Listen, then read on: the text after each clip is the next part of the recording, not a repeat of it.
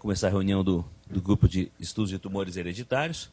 O primeiro caso hoje vai ser apresentado pela doutora Fernanda Caparelli, que ela é médica oncologista aqui do Sírio-Libanês e tem participado ativamente das nossas atividades de tumor hereditário. Fernanda. Obrigada pela apresentação, doutor Bernardo. Boa tarde a todos. Eu vou inverter um pouco a ordem da apresentação.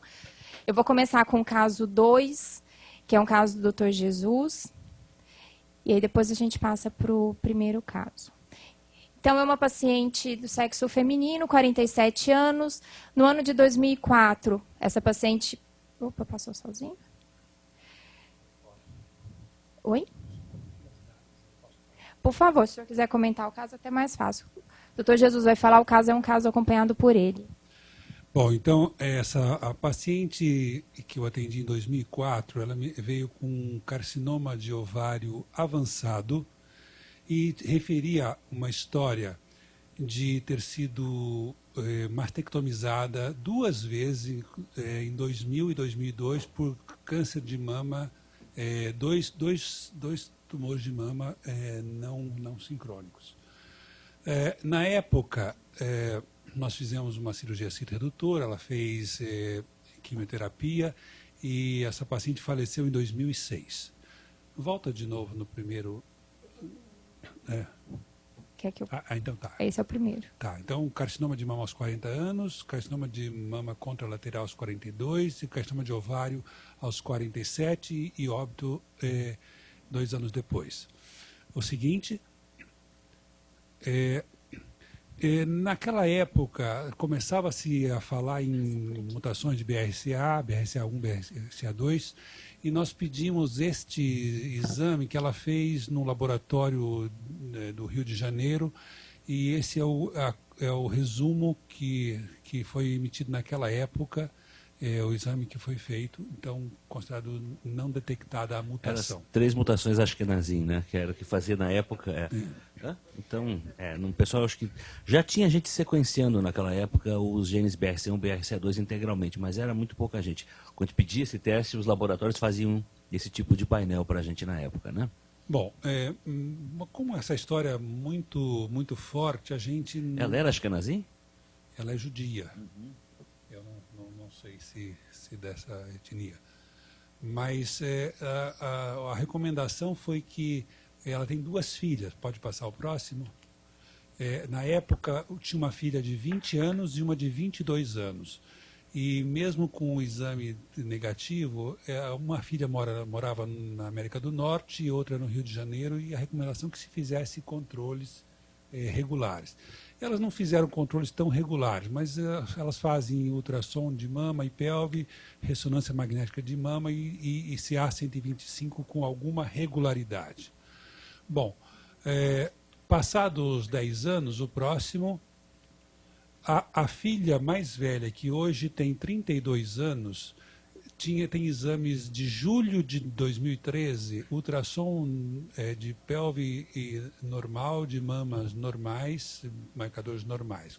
Em janeiro de 2014, ou seja, 6 anos depois, ela me aparece com um nódulo de 3 centímetros na mama esquerda e um outro nódulo de 1 centímetro na mama direita, e o diagnóstico foi um carcinoma de mama bilateral. Nós repetimos o pedido da mutação do BRCA1, que foi o Dr. Roberto que fez. Pode passar o seguinte, e aí está a cópia do resultado. Talvez o Roberto possa falar agora.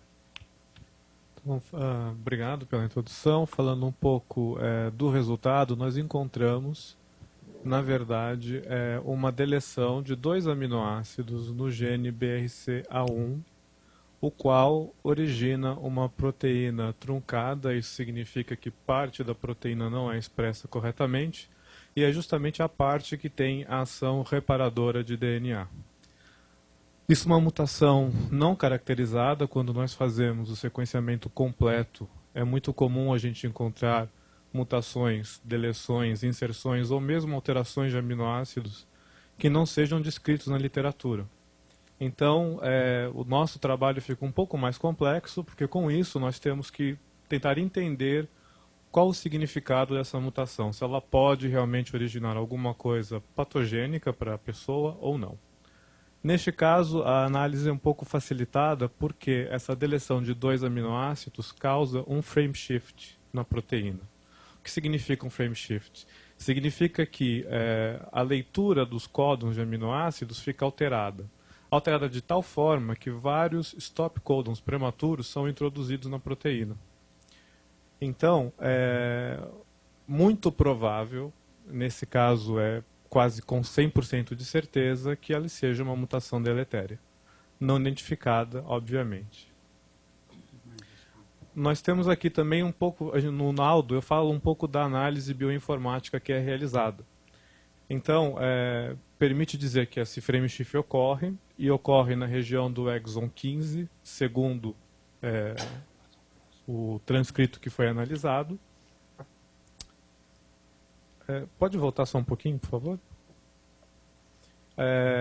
E isso cai dentro de uma região que é reconhecida por outra proteína do complexo reparador de DNA, que é o PABL2, que por sua vez reconhece as regiões realmente danificadas conjuntamente com o BRCA2.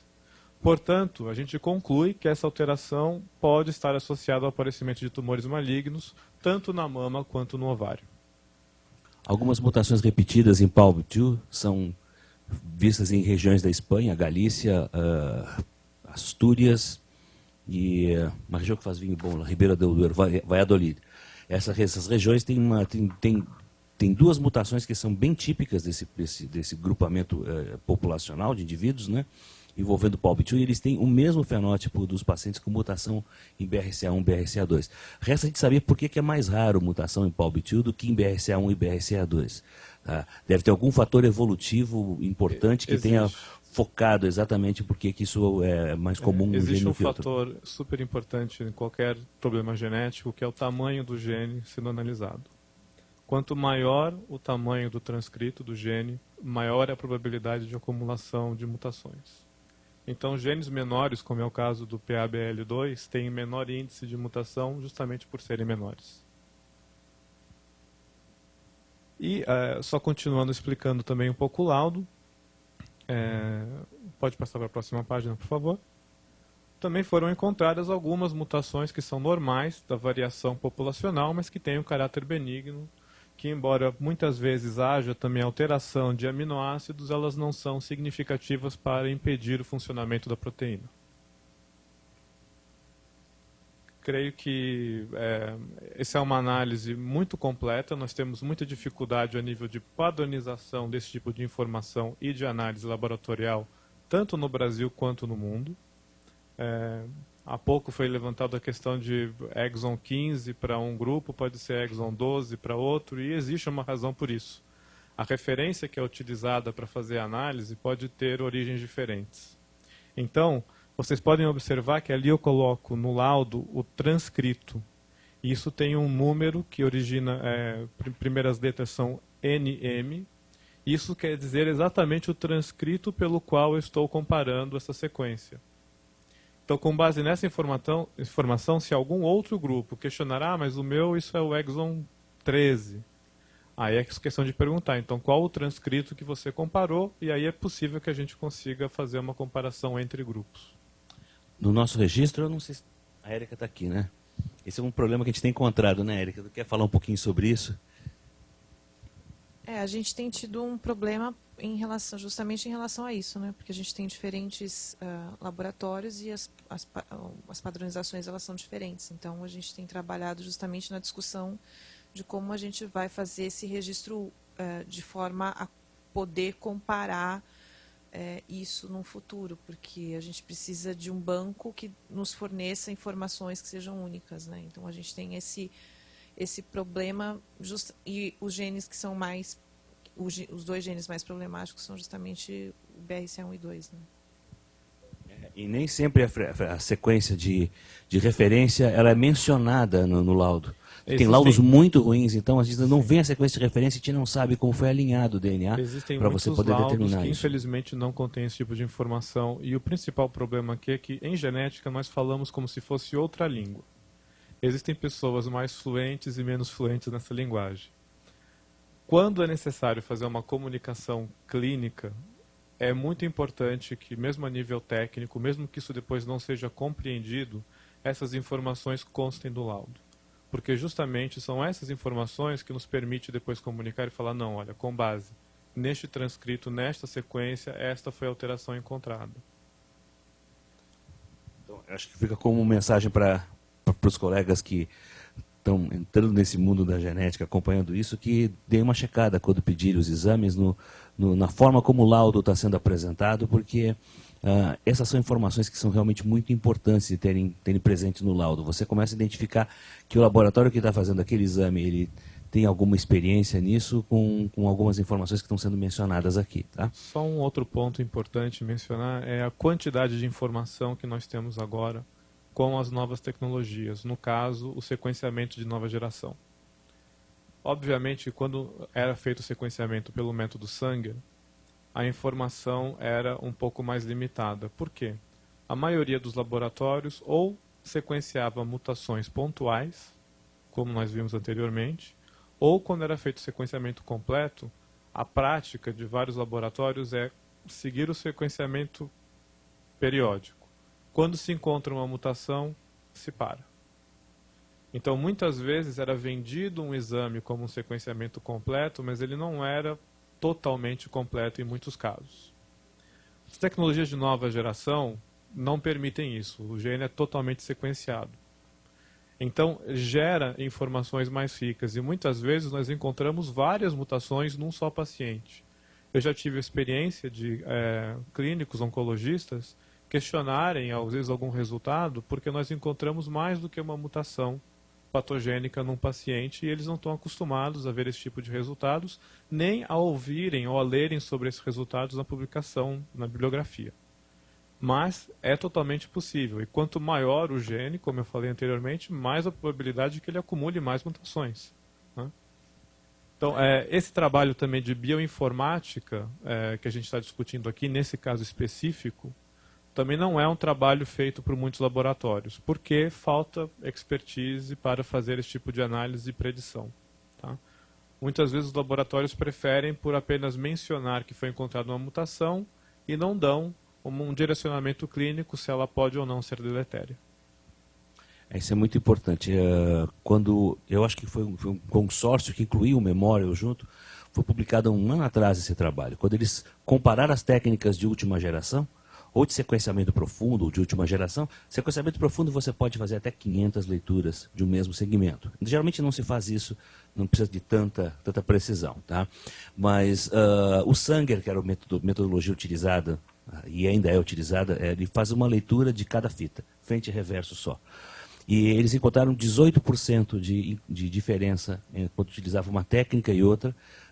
E olha que são laboratórios bons dos Estados Unidos, de universidades, etc. Né? Então, assim, pequenos indels, sequências de splicing que não eram vistas, conseguidas ser lidas pelo Sanger, conseguiam ser lidas pela metodologia de sequenciamento profundo, metodologias mais complexas. Né? Então, é um outro mundo. A gente trocou o tipo de técnica que você está usando para poder diagnosticar uma alteração genética. E acho que isso tem que ser levado em conta também para o que está sendo feito. Recentemente, saiu a portaria da ANS, né? E eles sugerem que os testes sejam feitos por tecnologia de Sanger, o que para a gente é um equívoco, porque é uma tecnologia que está sendo obsoleta. Em pouco tempo vai ser obsoleta, superada por tecnologias que são muito mais precisas e sensíveis. Gente, só antes de continuar, eu só queria agradecer a presença aqui do Jefferson de Oliveira, que estão todos em vídeo streaming com a gente, né? Da Fernanda Tereza de Lima e da Luciene Assaf de Matos. Obrigado por estarem presentes aqui. Qualquer dúvida que vocês tiverem, por favor, mandem as mensagens que a gente vai fazer o possível para responder aqui. O caso continua, a história dessa família. Então, a mãe teve câncer de ovário, a filha mais velha câncer de mama, e ela tem a irmã mais nova, que hoje tem 29 anos, que é puérpera de 2 semanas, na época que eu havia um mês atrás, e deu à luz a uma filha, uma menina. Então nós estamos aí para a próxima geração. E eu pedi que ela, essa de 29 anos, que não tem doença, que acabou de dar à luz, fizesse também o mesmo exame, e foi feito. O próximo? Roberto. Nós encontramos exatamente o mesmo perfil genético entre as duas irmãs. Isso é extremamente importante porque ele foi realizado em tempos diferentes, com reagentes diferentes, chips diferentes, e realmente é uma confirmação do resultado, exatamente a mesma mutação. Inclusive, eu até trouxe aqui, depois para vocês analisarem se tiverem interesse, uma imagem gráfica que mostra a segurança que nós temos para emitir esse resultado. Então, foram analisados no total 734 segmentos nesta região, e metade deles, porque é em heterozigose, metade deles apresentam a deleção. Então nós temos muita certeza, muita confiança neste resultado, além do que todos os parâmetros de qualidade que o equipamento nos fornece também nos dá uma maior segurança, né? Isso não é incluso no laudo, mas é importante que vocês saibam que é um cuidado que nós temos de sempre analisar esses parâmetros de qualidade. Nesse caso, quando você já tendo o exame da irmã, o exame poderia ser diferente ou é exatamente o mesmo processamento? Pela tecnologia de nova geração, eu poderia fazer uma análise apenas da região mutada, mas eu não teria como fazer o experimento só da região mutada, porque como é feito em chip, ele não nos permite isolar fragmentos específicos. A gente tem que fazer o todo e depois a gente pode direcionar a análise. No caso, uma vez que não existem ainda muitos dados publicados sobre a população brasileira, eu me preocupo em fazer a análise completa, mesmo já tendo sido feita uma análise antes de algum membro familiar. Bernardo, eu tenho uma dúvida agora de ginecologista. Em que momento eu coloco essa questão para a menina que acabou de nascer? Essa é a pergunta? Não, era uma outra coisa. Que eu acho que essa questão de você ter uma única mutação na família e não encontrar várias tem a ver com parar e provavelmente também com uma questão que era uma questão muito econômica, né? Que com a metodologia de sangue, que é muito demorada, muito trabalhosa e muito dispendiosa, é difícil, mesmo os centros de pesquisa acabavam não fazendo nos familiares o sequenciamento completo. Então, eu lembro de uma das ASCOs, um daqueles cursos, um dos casos apresentados era justamente uma família onde o pai tinha uma mutação, a linha paterna tinha uma mutação, a materna tinha outro. Isso só foi identificado porque os filhos fizeram o sequenciamento em laboratórios diferentes. Então, e aí não tinha como repetir o mesmo. Então, acho que essa informação de multiplicidade provavelmente vai vir agora com as novas tecnologias. Acho que isso é uma coisa que a gente realmente não sabe mesmo, né? E deve evoluir no futuro, que vai ser um problema adicional, né, para a gente. Eu acho que, principalmente se tratando de uma etnia judia askenazi, porque a incidência de hotspots de mutações fundadoras, mas pode haver coincidência de somatória de diferentes mutações na mesma irmandade. Existem descrições de até 3 mutações diferentes patogênicas na mesma irmandade judia askenazi. Então tem que tomar muito cuidado com isso mesmo, porque você vai direto naquele que você acha que é o fator causal e de repente você tem subdiagnosticado casos que agora com novas tecnologias você vai ter a oportunidade de descobrir. Ainda mais uma população como a nossa, que é miscigenada, né? O Bernardo quer responder da pergunta do professor Jesus? Essa é uma pergunta realmente cabeluda, assim. Em que momento a gente tem que contar para um menor de idade? No caso recém-nascido não vai ter muito problema, mas eu tenho problema de meninas de 15 anos, 16 anos de idade, né? E a mãe pergunta, bom, quando é que elas começam a ir no mastologista? Tá? Elas têm que fazer cirurgia de mamas agora, ou tirar os ovários antes dos 18 anos? Assim, essas perguntas são evidentes, porque você tem uma história muito impressionante de câncer na família e gente muito jovem. As recomendações, os guidelines que a gente tem da ASCO, são de que os indivíduos só devem ser testados após os 18 anos de idade, após a maioridade, já que isso é uma decisão individual de você fazer ou não o teste. Então, as pessoas podem fazer isso. Existem algumas síndromes genéticas que causam câncer, que a gente está autorizado a fazer a testagem antes dos 18 anos. É o caso da polipose adenomatosa familiar, porque existe descrição de câncer coloretal abaixo dos 18 anos. É o caso da neoplasia endócrina múltipla do tipo 2, por causa do carcinoma de tireoide, medular de tireoide, que afeta, inclusive, a maioria dos casos antes dos 30 anos de idade. Então, muita gente com 12, 13 anos de idade está com câncer de tireoide. Mas BRCA1 e BRCA2 não. A gente espera a paciente fazer 18 anos. Aí entra um outro problema. Com 18 anos, ela está em risco de ter câncer de mama ou ovário? Tá? Essa é uma questão também muito interessante. O grupo do Memorial publicou recentemente um estudo muito bacana que dá qual é a idade média que as mulheres têm câncer de ovário com mutações em BRCA1 e a idade média que elas têm câncer de ovário com mutações em BRCA2. A idade média com BRCA1 foi 41 anos. O seu risco, tendo uma mutação em BRCA1, de ter um câncer de ovário antes dos 41 anos é de 7%. O que eles consideram um risco aceitável de você poder fazer algum acompanhamento. E evitando que 93% das mulheres entrem numa menopausa indesejável, precoce. Não é? BRCA2 ainda é mais tardio, é 46 para 47 anos a faixa etária de mutação. Então, a gente teria esses dados para poder se guiar qual é o momento de você não só fazer a testagem, mas especialmente de fazer a intervenção, que eu acho que é a próxima questão. Né? O teste é só uma parte do problema. A outra parte do problema é o que a gente vai fazer com esse resultado. Então, eu acho que a paciente tem que ter mais que 18 anos.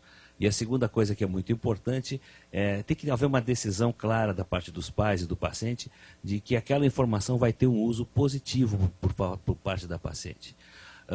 Eu acredito sinceramente que as meninas de 18 anos hoje, claro, isso é uma mediana, elas têm talvez a parte emocional delas não seja tão desenvolvida quanto uma menina de 18 anos e 100 anos atrás, que já era mãe de família geralmente, ou já trabalhava, ou coisa do tipo. Elas são estudantes ainda, pós-adolescentes, extremamente dependentes, e eu não asseguro a capacidade emocional de uma menina de 18 anos hoje de entender exatamente o que é ser portadora de uma mutação dessas. Essa moça que acabou de dar à luz, de 29 anos, disse: eu pretendo ter mais um filho. O que você diria para ela? Perfeitamente, eu não tenho nenhum problema quanto isso. Imagina que a gente está falando de uma doença que vai se desenvolver, nesse caso se desenvolveu cedo, com 20 e poucos anos de idade, mas a idade média de câncer de mama nessas famílias é em torno de 30, 40 anos de idade, ou seja, nós estamos pensando numa coisa que vai acontecer nesse possível descendente, que tem 50% de chance de herdar o gene, ou seja, pode ser que não herde o gene, a mãe. Isso. Nós estamos pensando na filha e na mãe, tá. Estamos pensando no filho, não tenho dúvida nenhuma. Nós temos 3 gerações. Uhum. A mãe teve câncer de ovário. A mãe teve câncer de ovário, a irmã mais velha tem câncer de mama, está tratando câncer de mama. A irmã mais nova só é mutada e tem a recém-nascida que não sei. E que quer ter outra filha. A que quer ter outra filha é a que acabou de dar luz, que é mutada e não tem doença. O que você diria para ela? A priori eu não me oponho, mas assim, existe a possibilidade de você tentar fazer seleção de embrião, fazer uma série de coisas que pode envolver isso. Claro que para fazer seleção de embrião, você tem que fazer fertilização in vitro nessas pessoas, vai envolver uma quantidade grande de hormônio que você vai ter que botar nessa mulher, e eu acho que aí a gente está trocando um desejo dela por um outro tipo de risco, né? Mas, a priori, eu não sou muito contra essa ideia, não, desde que ela seja muito bem acompanhada. Eu faria um acompanhamento bimensal nessa mulher, com exames de imagem, ultrassom especialmente, né? A gente tem, não sei se eu faria a ressonância, surgiu um dado, foi a Pilar, alguém me falou a respeito, não, foi a doutora Vera Aguilar. Surgiu um dado, alguns meses atrás, num congresso de radiologia, sobre o acúmulo de gadolínio no cérebro de pacientes que fizeram muita ressonância, tá? E no rim. Eles não sabem ainda o que significa isso, mas se a gente começar muito cedo a fazer ressonância demais nessas pessoas, sabe? Pode ser que a gente daqui a 20, 30 anos vai ver o que o pessoal que fazia muita radioterapia ou fazia raio-x viu em termos de câncer de mama tardiamente, né? Então eu acho que essa é uma coisa importante. Mas eu faria acompanhamento com ultrassom a cada 2 meses, Jesus, e deixaria ela engravidar, ser feliz. Só um comentário sobre o ponto de vista genético, do aconselhamento genético. Nesses casos, realmente, seguindo os guidelines internacionais e nacionais, a partir dos 18 anos é que a gente pode começar a fazer o teste, mas a característica do teste muda de ser um teste diagnóstico e passa para um teste preventivo. Porque, no caso que mesmo que seja encontrada a mutação naquele indivíduo, são tomadas medidas preventivas, como falou, por exemplo, o monitoramento mais periódico, Então, alguns conselhos de estilo de vida. Outra questão também importante, a presença de mutação não garante que apareça um tumor. Como vice-versa, não ter mutação nenhuma também não é garantia de não ter tumor. A gente sabe que os genes se expressam no meio ambiente. Então, a gente não pode separar a genética do ambiente da pessoa, o seu nível de estresse, sua qualidade de vida, sua alimentação, né? Todas as questões que envolvem o ser humano. Então, nesse caso, a gente pode optar também por um aconselhamento genético, um aconselhamento psicológico, medidas preventivas que façam com que ou esse problema não apareça ou que apareça mais tardio e seja detectado precocemente. Eu acho que essa questão da prevenção é uma questão importante, porque, na verdade, assim, bom, primeiro a gente conhece a faixa etária de aparecimento da doença, então isso acho que é só um dado muito relevante, né? Antes dos 35 anos, praticamente não existe câncer de ovário nesse grupo de pacientes, né? Então, a mama a gente tem aí um desvio da curva aí que excepcionalmente pode ser mais precoce, mas o ovário não. Agora, a gente tem vários trabalhos mostrando que, por exemplo, para o ovário, que é justamente onde nós temos uma maior dificuldade para diagnóstico, os exames de imagem associados ao CA-125, pelo menos o ultrassom e o CA-125, não são capazes, no grupo de pacientes, de fato, fazer diagnóstico precoce. Quer dizer, você tem a Holanda, né, tem um trabalho super bem controlado, acompanhando durante... não lembro, são mais ou menos 10 anos, todas as pacientes da Holanda são acompanhadas no mesmo centro, então é um trabalho muito bem feito, e não houve redução, não houve não houve diagnóstico precoce com essa estratégia de monitoramento de CA-125 trimestral. Então, não houve redução de mortalidade. Não teve diferença nenhuma. Os cânceres de ovário que foram diagnosticados avançados, e o único diagnóstico precoce que tem lá no grupo foi, por acaso, em alguém que não havia feito nenhum exame. Né? Então, na verdade, a gente tem uma demonstração que assim, o câncer de ovário a gente não consegue prevenir. Então, acho que é importante também que as pacientes tenham noção de que, mesmo que você faça o exame, seguindo os guidelines internacionais, você não é diferente de fazer uma polipectomia num câncer coloretal, é diferente de fazer a tiroidectomia no MEN, é diferente de fazer a estratégia de prevenção, de fato, nós não temos. E na mama, nós temos uma outra questão que é importante, que é o aumento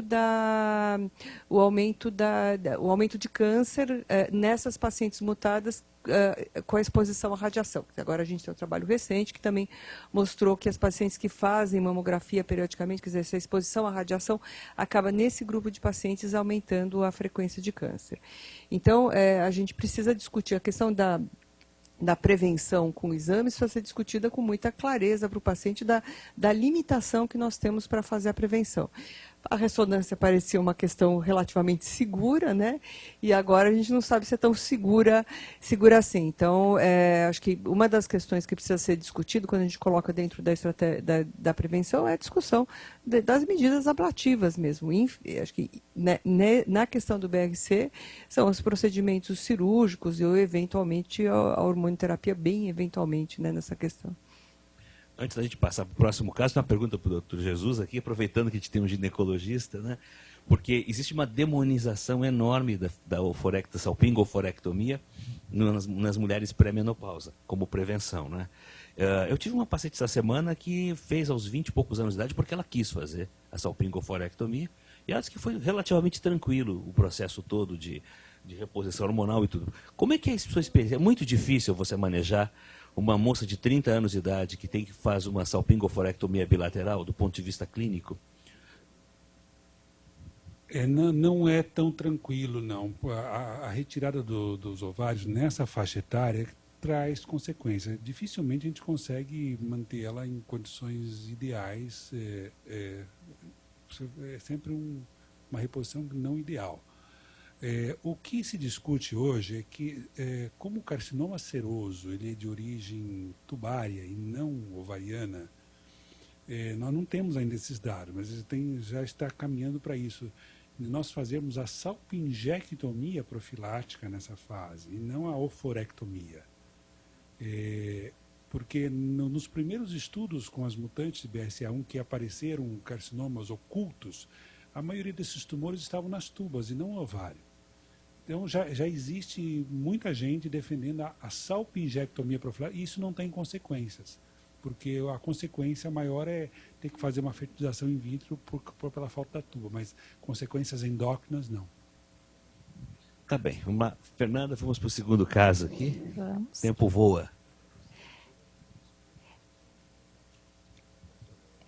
Esse é um outro caso ilustrativo também. Depois eu vou falar rapidamente de alguns métodos de rastreio para paciente com mutação de BRCA. O segundo caso é um caso acompanhado pelo Dr. Sérgio Mancini Nicolau. Paciente sexo feminino, 40 anos, casada, administradora. Em 2013, ela procurou o Dr. Sérgio, sem queixas específicas, porém ela relatava que tinha uma irmã que teve um diagnóstico de uma neoplasia de ovário já no estadio avançado, aos 46 anos, e por conta própria, a paciente solicitou a pesquisa da mutação do gene BRCA1 e BRCA2, e veio presença de mutação em BRCA1. Portanto, ela procurou o Dr. Sérgio para perguntar especificamente em relação à retirada profilática de mamas e dos ovários. Se o senhor quiser comentar alguma coisa, Dr. Sérgio, do caso.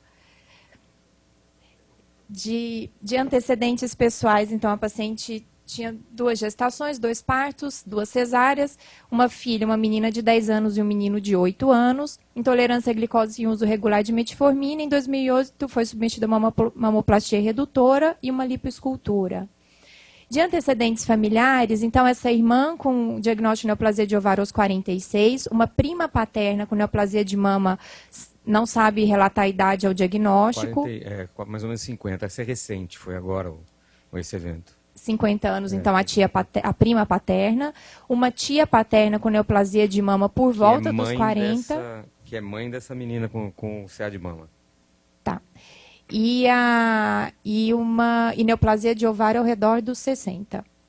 E uma avó materna com uma neoplasia de cólon, provavelmente idade incidental habitual.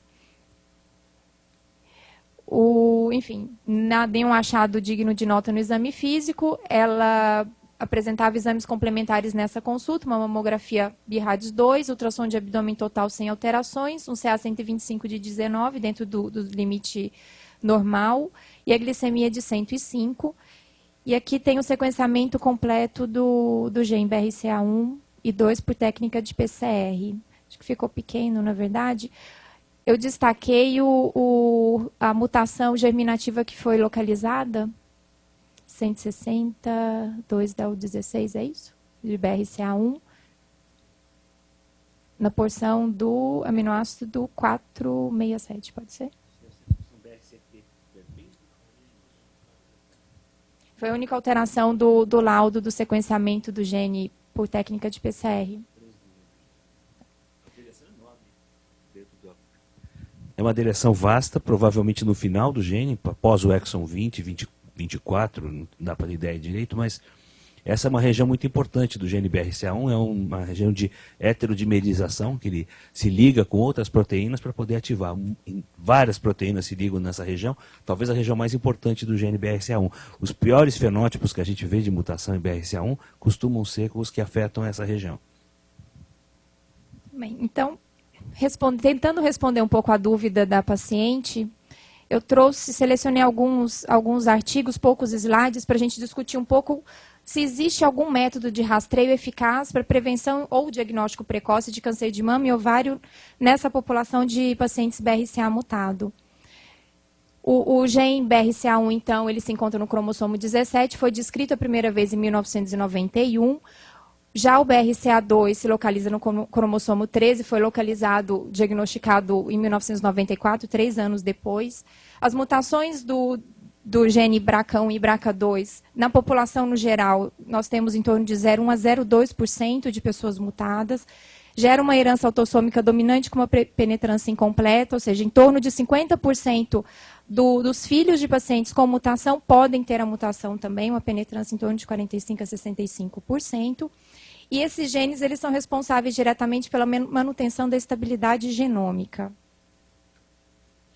Qual o risco de um paciente com mutação de BRCA1 e BRCA2 de desenvolver, então, câncer de ovário e câncer de mama, né, que é a síndrome hereditária mama-ovário? Aquelas pacientes que têm mutação de BRCA1, até os 70 anos, têm um risco acumulado de desenvolver câncer de mama da ordem de 60%, ovário mais ou menos da mesma magnitude, e câncer de mama contralateral em torno de 83%. Já as pacientes que têm mutação de BRCA2, esse risco é um pouco reduzido em relação a BRCA1, câncer de mama em torno de 55%, mais ou menos igual, câncer de ovário uma incidência menor, 16,5%, e mama contralateral 62%. Outros tipos de tumores relacionados a aumento da incidência em pacientes mutadas, principalmente estão mais ligados à mutação de BRCA2, principalmente homens, né, câncer de mama no sexo masculino, próstata, pâncreas, vesícula biliar, melanoma uveal tem uma incidência um pouquinho aumentada também. O câncer de mama das pacientes BRCA2 mutadas tem um comportamento mais do tipo luminal B, né, 50% de incidência até os 70 anos, quanto as pacientes com mutação do BRCA1, mama triplo negativo, né, o basaloide, que é uma incidência de quase 90% até os 70 anos. E quando nós devemos pesquisar mutação de BRCA, eu trouxe o guideline do NCCN, é um dos guidelines internacionais, tem outros de outras sociedades. Então, todo paciente que tem uma história familiar de presença de mutação pré-existente deve ser rastreada formalmente, segundo esse guideline. Qualquer antecedente de câncer de mama na paciente, mais um critério abaixo, ou seja, câncer de mama abaixo dos 45 anos, em famílias pequenas, diagnóstico até os 50 anos, mais um familiar de primeiro grau com câncer de ovário também abaixo dos 50, 2 diagnósticos de câncer de mama, sendo que pelo menos um dos parentes abaixo de 50 anos, qualquer câncer de mama triplo negativo abaixo dos 60 e neoplasia epitelial de ovário. Todo homem com câncer de mama deve ser pensado e rastreado formalmente para mutação de BRCA.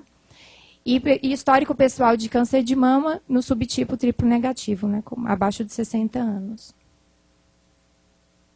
Em relação a rastreio, então, especificamente para câncer de ovário em pacientes BRCA mutado, eu trouxe esse artigo, que é de uma instituição inglesa, um artigo uninstitucional, na verdade, uma análise, uma coorte retrospectiva.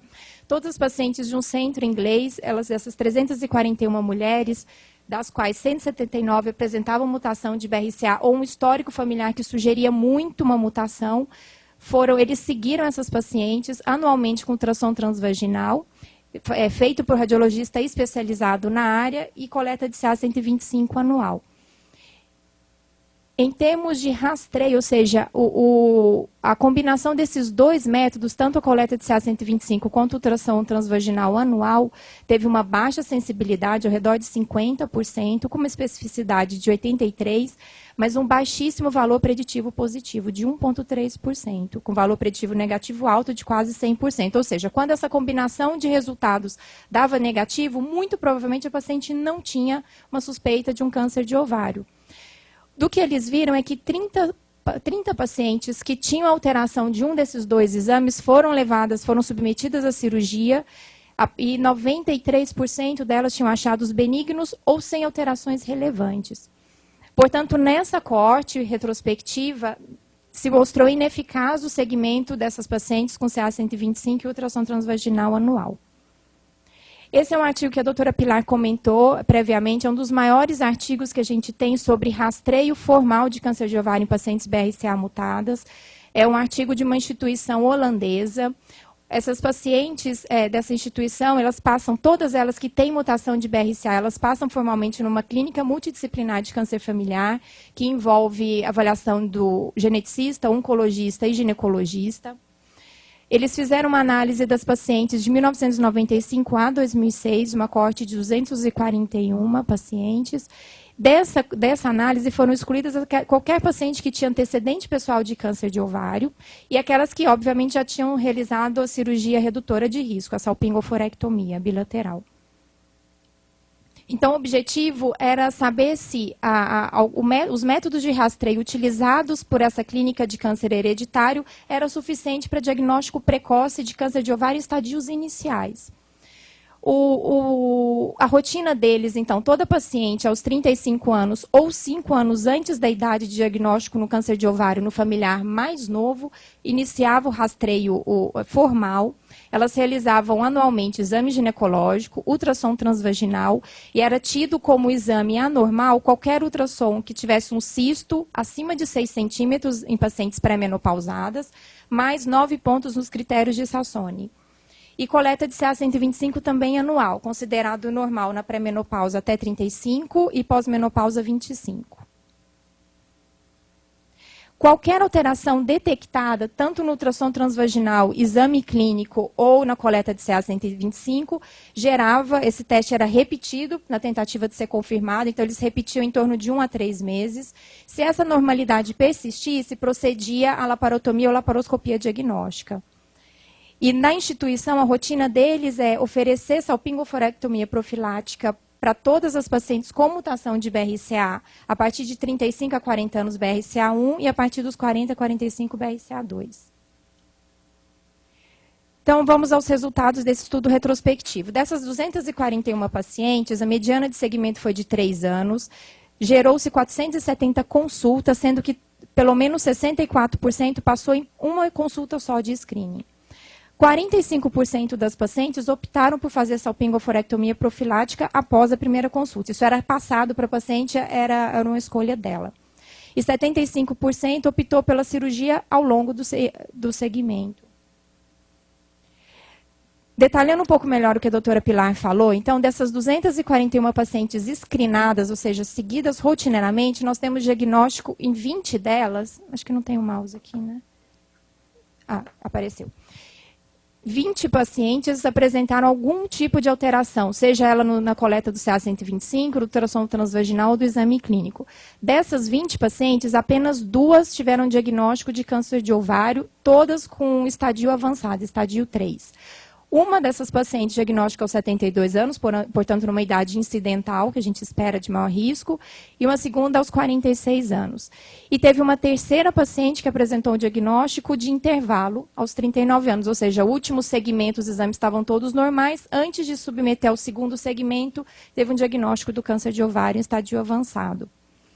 Portanto, se a gente for considerar a combinação de exame clínico, CA-125 e ultrassom transvaginal, gerou nessa coorte retrospectiva uma baixa sensibilidade, ao redor de 30%, uma especificidade alta, um baixíssimo valor preditivo, em torno de 20% a 30%, e um valor preditivo negativo muito alto. Mais uma vez, confirmando aquele estudo menor e anterior em inglês, que se essa combinação vem negativa, provavelmente a gente fica tranquilo, mas o fato de vir positivo não significa que a paciente tem, e nem que isso vai impactar em diagnóstico precoce, que é o que muda a sobrevida, né, a chance de cura.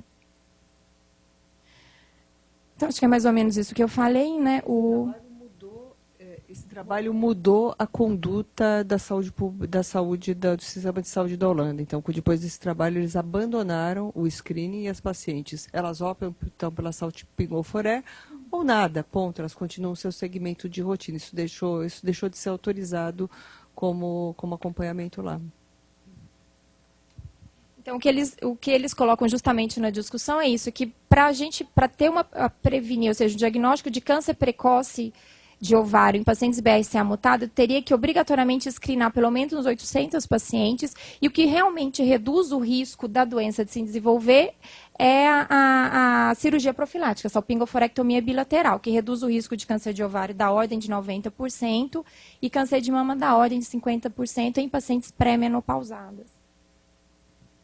Eu acho que tem algumas coisas interessantes aí. A primeira delas é que existe uma ênfase, alguns anos atrás, em fazer o ecodoppler colorido, que isso talvez pudesse identificar um número um pouco maior de casos iniciais.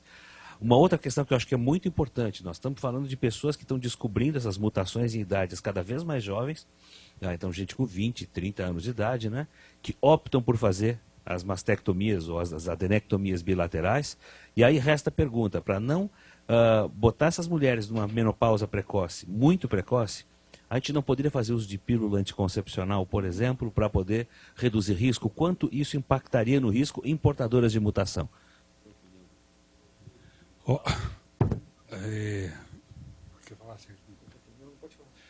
Eu não acredito em nenhum dos métodos atuais de rastreamento de câncer de ovário, principalmente nessa população. Se nós pensarmos que o carcinoma seroso começa nas fímbrias, quando você detecta qualquer coisa no ovário, já é uma doença avançada, metastática. Quando nós vamos ver essas grandes séries de anexectomias, salpingofarectomia profiláticas, nós encontramos de 2 a 3% de carcinomas ocultos. E esses carcinomas ocultos, a maior parte deles estão nas fímbrias. Então, nós deveríamos ter uma maneira de averiguar as fímbrias. Nós tivemos, no ano passado, uma tentativa, aliás, um começo, foi de colher um esfregaço cervical. E a partir do material colhido do colo do útero, pegar o material que vem das tubas em pacientes com câncer de ovário e câncer de endométrio, porque é do trajeto. E é possível você detectar as mutações do câncer, através de um painel de 21 genes. Isso é um trabalho piloto que foi feito no ICESP com a colaboração de uma instituição do exterior. Talvez seja esse o caminho, de nós tentarmos um método molecular para fazer o diagnóstico, e não de imagem. A imagem é muito tardio, nós nunca vamos conseguir. Então, acho que talvez o problema que a gente já discutiu até, assim, quando que essa tuba eventualmente já está semeando essa célula alterada e já está fazendo um corpo de inclusão nesse ovário, quer dizer, é quando a menina é muito precoce, quer dizer, talvez pensando aí, será que eu faço profilaxia só tirando essa tuba? Mas aí eu teria que talvez mexer com isso uma menina jovem, né? Muito jovem ainda, antes de eu ter alguma coisa definida nesse ovário. Isso é uma coisa que a gente talvez venha discutir no futuro, alguma coisa nesse sentido. A pílula, talvez deixando o ovário em repouso, né? A gente já tem evidências que a pílula diminui a incidência de câncer de ovário, o uso de pílula, especialmente quando ele se faz com mais de 5 anos. Aí vem outra preocupação. Tudo bem, a gente poderia começar eventualmente a dar a pílula e deixar esse ovário em repouso. O problema é com a mama. Se ela tem mama e ela faz uso de pílula por muito tempo, né, também já está se estabelecendo o risco aí aumentado de câncer de mama. Quer dizer, então...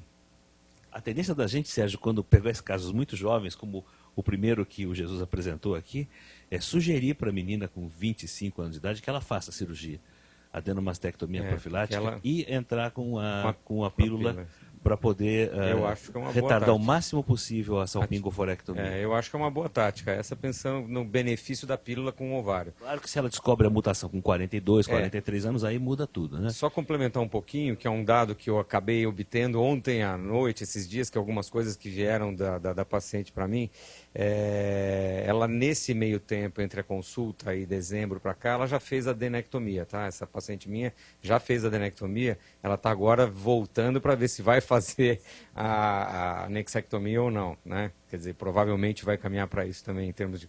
Vocês estavam discutindo bastante em termos de prevenção e rastreamento do câncer do ovário, quer dizer, que eu concordo, não tem discussão nenhuma em relação a isso, a gente já tem discutido bastante essas histórias dos rastreamentos, né, especificamente nessa população. O problema é como é que nós fazemos rastreamento do câncer de mama se ela não é operada, né, nessa população. A gente teve... Você vai discutir para frente, né, Fernando? Então não vou mexer, pode ir para frente. Então.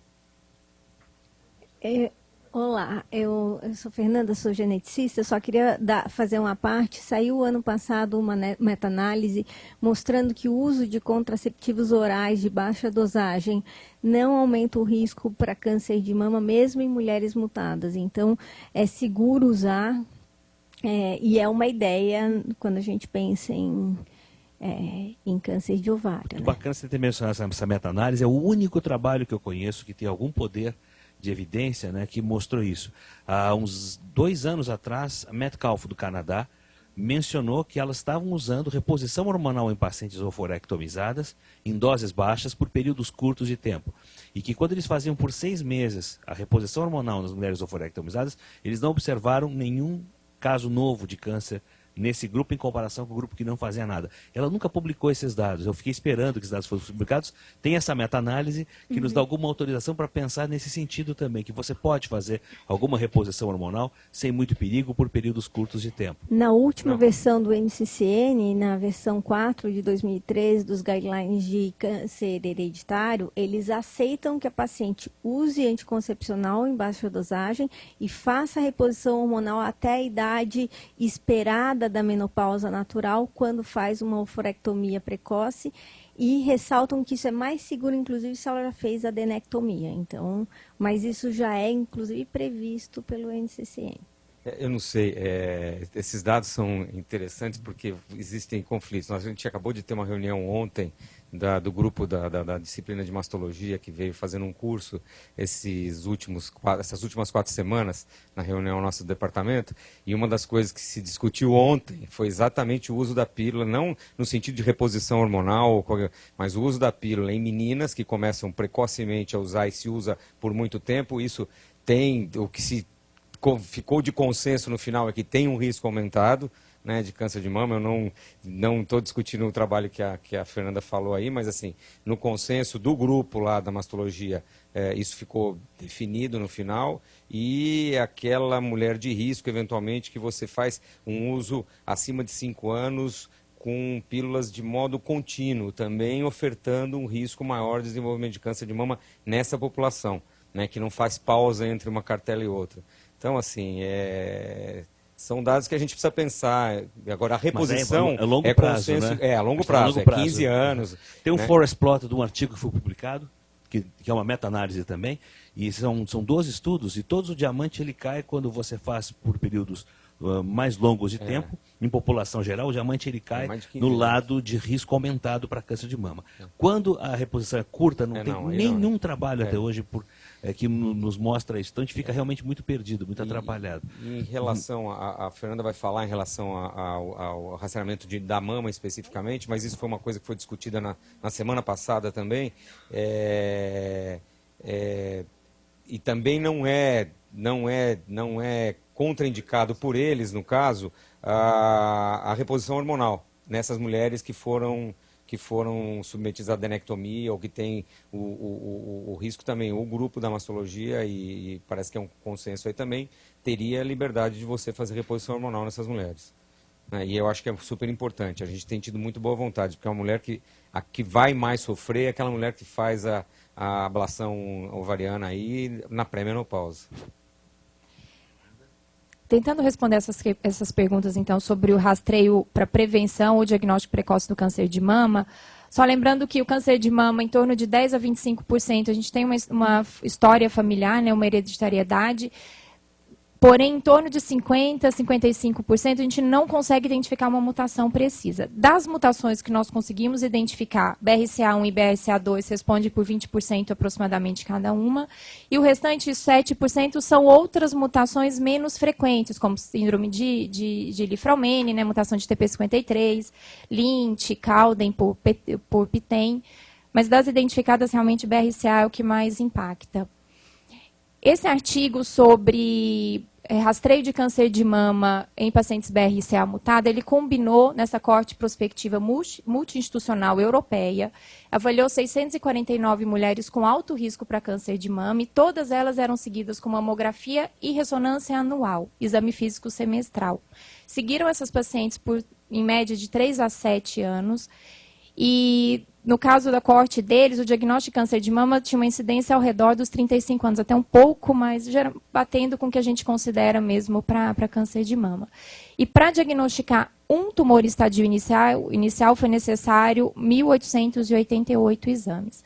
Em termos de sensibilidade e especificidade desse método de combinação de rastreio, a ressonância ficou com uma sensibilidade ao redor de 77%, uma especificidade de 81%, uma mamografia sensibilidade menor do que a ressonância, porém a combinação dos métodos gerou uma alta sensibilidade e uma alta especificidade, fazendo com que, para aquelas mulheres que ainda não optaram por adenomastectomia, ou seja, uma cirurgia profilática, o segmento com ressonância e mamografia anual, exame clínico semestral, parece ser um método sensível e mais sensível até do que específico.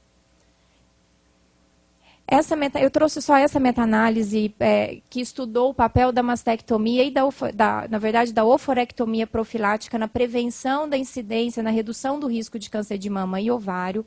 Essa meta-análise, ela demonstrou que a oforectomia, a salpingo-oforectomia, ela tem gera uma redução do risco de desenvolvimento do câncer de mama da ordem de 50% e de ovário até mais, em torno de 80%, demonstrando realmente que é o único método seguro para redução do risco e redução de mortalidade em pacientes BRCA mutadas. Esse é o último artigo que eu trouxe, é uma coorte prospectiva, multicêntrica também, de 22 centros na Europa e nos Estados Unidos, que avaliaram quase 2.500 pacientes, todas com BRCA mutado, de 1974 a 2008, todas também acompanhadas até o final de 2009, e o objetivo era avaliar o papel da mastectomia e da oforectomia profilática nessa população, na redução do risco de desenvolvimento de neoplasia. A oforectomia especificamente, a salpingo-oforectomia profilática bilateral, reduziu a incidência, o risco, na verdade, de câncer de mama em pacientes BRCA1 da ordem de 40%. Nas pacientes BRCA2, a redução foi da ordem de, um hazard ratio de 0,36, da ordem de 64%. E a redução do risco de desenvolver câncer de ovário maior ainda, em torno de 86%. Isso só a salpingo-oforectomia profilática. Também teve impacto na redução da mortalidade por câncer de mama, redução de mortalidade por câncer de ovário e redução de mortalidade no geral, demonstrando que é realmente um método eficaz. Já o impacto da mastectomia profilática, nessa coorte, não teve nenhum diagnóstico de câncer de mama nesses 3 anos de segmentos iniciais. Quanto aquelas mulheres que não optaram por fazer, 7% delas tiveram um diagnóstico de câncer de mama. Porém, apesar da redução do risco de desenvolver a doença, não teve impacto em sobrevida o fato da adenomasté profilática. Para concluir, então, as recomendações do NCCN para rastreio de mulheres, pacientes com BRCA mutado. Todas as mulheres devem se submeter ao autoexame a partir dos 18 anos, um exame clínico semestral a partir dos 25, ressonância de mama e mamografia anual a partir dos 25, segundo recomendação deles, e eles ainda mantêm ultrassom transvaginal e coleta de CA-125 semestral a partir dos 30 anos, ou início 5, 10 anos antes do diagnóstico no familiar mais novo.